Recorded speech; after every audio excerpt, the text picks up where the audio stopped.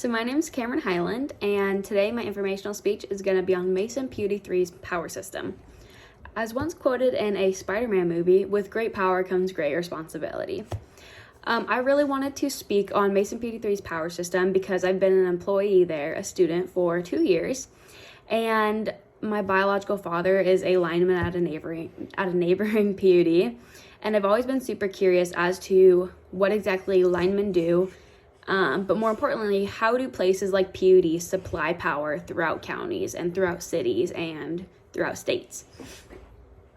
So I did some research and I wrote like a 4-page paper on it. And I just wanted to share with you guys kind of what I learned in the process of gathering the information. So to start off with, there are going to be 3 main points. So where does PUD get their power? How do they get their power from point A to point B? And then with great power comes great responsibility. So what I mean by that is with having so much power, with having all this electricity that they supply to the counties, how exactly are they responsible for it? Like, what do they do to make sure that the power can get to these other houses and to these cities and through the county? So to start, electricity is a vital part of our society, right? We use it for everyday things. We use it to heat and cool our houses. We use it to have our lights on in our houses. We use it to get ready, to straighten our hair, curl our hair. The lights we use to do our makeup or to shave our faces. It's a vital essence of our everyday lives. But how do we get it? How exactly do we get the power? So places like PUD, they buy their power from other people. So Mason PUD3 buys our power from the Bonneville Dam. So we buy most of our power from Bonneville Power Administration, and they're found in the Pacific Northwest. They were created by Franklin Roosevelt, and they're a self-funded organization.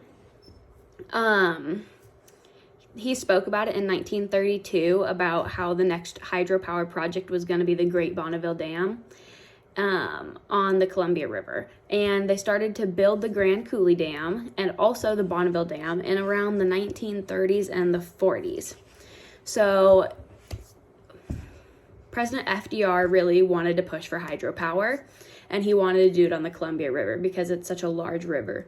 So with his speech in 1932, he spoke about 2 dams, one of which being the Grand Coulee and the other one being the Bonneville Dam. So those were started to be put into effect in the 30s and the 40s. And the Bonneville Power Administration was officially built in 1937. Almost 1/3 of the power in the PNW comes from Bonneville. And as we mentioned, PUD buys their power from them.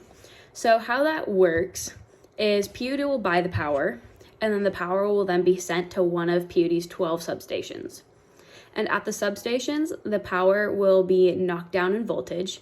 So when it comes from Bonneville, it's at 115,000 volts. And once it gets to our substations, the substations knock it down to 12,500 volts. Just so like you can't, I guess, overpower the power lines and all that kind of stuff. So once the power gets to our substations, they get knocked down so they can travel safely. And then once they get from our substations, they then travel through the power lines and they get to the transformers.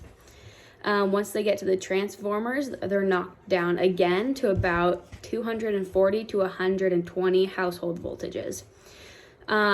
So it does that, and it has like this system, like this towering system, a pyramid system, how it goes from Bonneville to substations where it's knocked down in power, and then from the substations through the power lines to the transformers where it's knocked down in power, so that way they can travel through either overhead or underhead power lines to get to your house.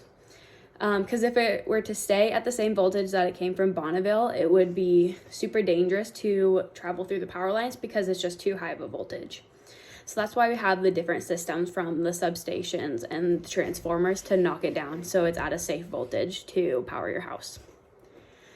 So now we've talked about like where we get our power, the history of our power, along with how we get our power from A to B.